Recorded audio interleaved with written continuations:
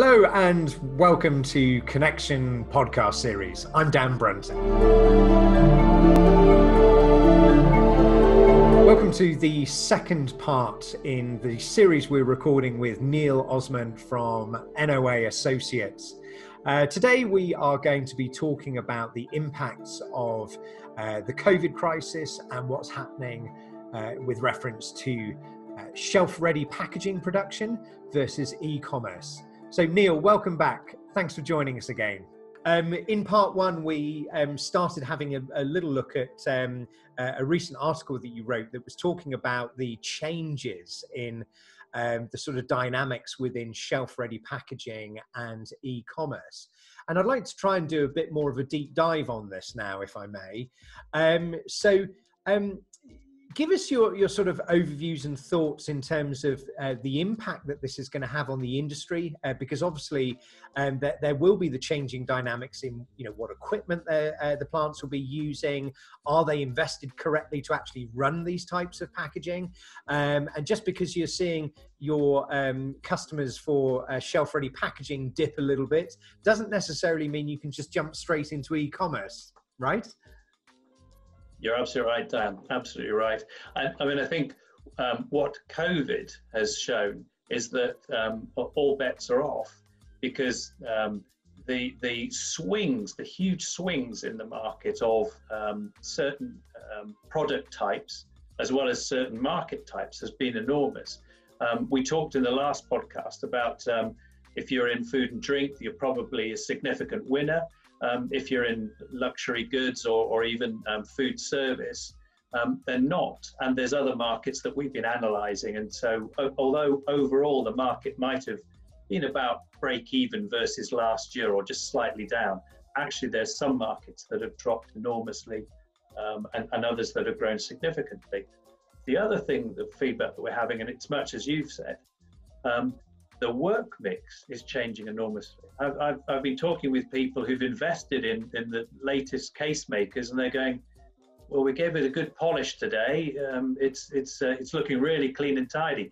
I mean, that's exaggerating the point, but they're saying that die cut work, flatbed and rotary die cut work is just has been galloping along at pace. The ability to be able to tape into die cut packs, plus the ability to be able to develop the multi-point glue side of things in businesses have been very important, and those have been predictably growing at a steady but rapid pace.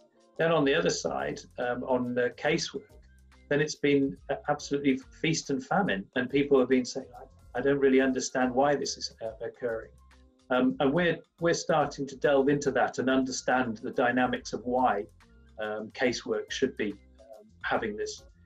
The other thing is, we wonder about SRP and online packaging, because traditionally SRP would have been die cut, online packaging perhaps case maker, although it's die cut, glued and taped is a significant part of that mix. And in fact, we talk about MODI in our analysis, and MODI is mail order, distribution, internet, and e-commerce. And we've been analysing that growth of that market over the last 4 or 5 years, and it's become significant, and it's hugely significant during this period of COVID. And within that, what's the work mix of MODI? How much is casework? How much is die cut work? And we're seeing some interesting initial changes, and we're watching trends in that area. So that's important. In shelf-ready packaging, we're wondering about whether people are just getting shelf-ready packaging in order to be able to have the product. Brand owners are saying, oh, we'll make in these products and send them into retailers. And retailers, half the time perhaps, are putting products onto the shelf, and the other half, they're just breaking up the boxes. And already brand owners are going, why are we using this expensive die cut format? So we're starting to hear about changes, and we're aware of innovations that are occurring, and new designs and the such like that are going on with brand owners.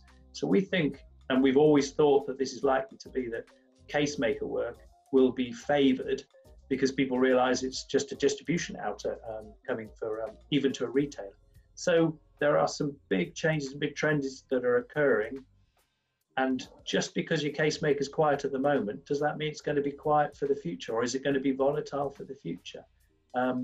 We've got some answers in that area, so I'm sure we'd be very happy to share our thoughts with people if they wanted to talk with us. And Neil, you picked up on a point there about the importance of design, particularly when we start talking about e-commerce. I read a fascinating article from one of the design managers at DS Smith, in actual fact, that was talking about even this concept of saving 1 millimeter. You know, where in your designs, the sort of impact that has on pallet loading, etc., cost reduction. Do you think this is an area that maybe the industry needs to accelerate its engagement with the brand owners in terms of redesigning packs for fit for purpose? Absolutely, Dan. And I think what's is fascinating to reflect. When I started in the industry, I worked for a company called Reed Corrugated, and we always used to say the box is the last thing that people think about. And if you fast track 25, 30 years on, corrugated is a strategic product, and brand owners see it as a strategic product. And why is that? First of all, because of how print and shelf-ready packaging helped to develop the standing. But now it is about design, it's about pallet utilization, it's about how does and as you say, save a millimeter, and you could save tens of thousands, if not hundreds of thousands of pounds within the supply chain. And we have become very sophisticated in the corrugated industry at being able to offer those services. But I agree, there's still a way to go. And some of the design centers that are being set up around the world, and we know some great ones through a large organization with an Irish background who are fantastic at this, as well as some of the other leading companies. So design is definitely the key area, and innovation, and there's a lot of great designers and great innovators in corrugated. And it was funny that you mention that particular organisation, because within their innovation sort of hubs, there's been quite a lot of research being done with reference to the sort of negative impact of Instagram influencers when they do the unboxing experience, and they're opening a massive box and taking out a biro, and one of the commentators was saying there's about 5 million videos of people who are pissed off with corrugated packaging.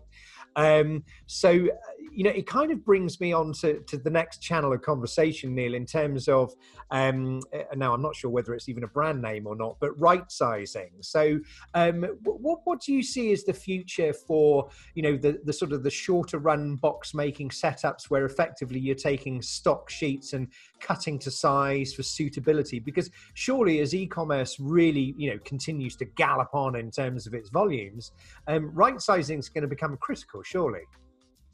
I think this whole thing about, if I would say, personalization or being able to respond to even an order for one box is growing and developing. I mean, we have been undertaking our studies of the corrugated industry for decades, and what we found in the last 10 years, this shorter runs, smaller packs, and the question was always asked of us, how much shorter can those runs go? And we'd say, oh, we'll have a look at the report in 2 years' time, and in 2 years' time, the run length has dropped even more. So, and I think if you look at just Amazon alone, Amazon as a company is astoundingly customer focused, and they say if you want one box, you get one box.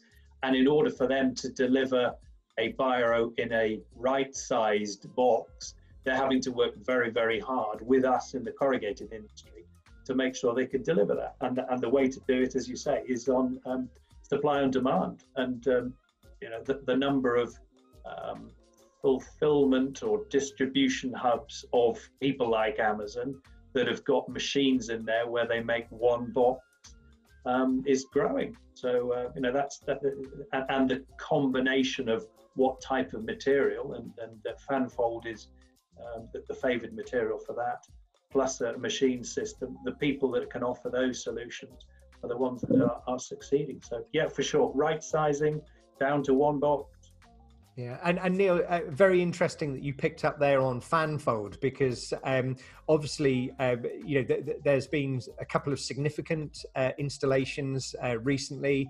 I've seen a couple in the UK and in Europe, and of course in America. I know that there are plants that are having corrugators specified just to run fanfold. So is this suddenly the resurgence of, fanfold was very popular in the 80s and 90s, but it's definitely had a sort of rebirth, hasn't it? And I think when you start looking at markets like heavy duty and furniture and things like that, I mean, fanfold looks like it's got a rosy future. It's very interesting. I agree. I think fanfold has come into its own, particularly as a result of e-commerce demands and Modi, as I said, Modi that we call it. Within that, we've seen an increasing dialogue with people producing fanfold from corrugated companies and brand owners.